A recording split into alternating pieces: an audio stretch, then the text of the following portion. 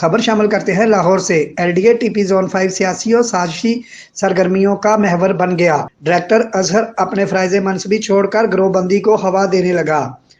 अरबों की रिकवरी तकरीबन 4 अरब रुपए फंसे पुश्त डाल दी गई। लाहौर डेवलपमेंट अथॉरिटी को करप्शन की भेंट चढ़ा दिया और जोन 5 में गैर कानूनी तौर पर बेशुमार प्लाजे, फैक्ट्रियां और कमर्शियल मार्केट की मद में महकमा एलडीए को तकरीबन 7 अरब रुपए का नुकसान पहुंचा चुका है।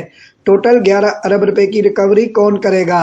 तफसीलात के मुताबिक डायरेक्टर टीपी अजहर अली अपने फराइज मनसबी अदा करने की बजाय आला अफसरों के खिलाफ बेजा और मनगढ़ंत सोर्स रिपोर्ट्स बनवाकर ब्लैकमेल कर रहा है, जबकि इसके एरिया जोन 5 में वाक़या कमर्शियल इमारतों के जिम्मे अरबों रुपए की फीस इल्तवा का शिकार है। कौन करेगा इस करप्ट रिश्वतखोर का एहतसाब, जो अपने ही महकमा एलडीए को दीमक की तरह खाने में मसरूफ और आला अफसरान ने अपनी आंखें बंद की हुई हैं। अगर कोई हुब्बुल वतन ऑफिसर इंक्वायरी करेगा तो सबूत हम देंगे।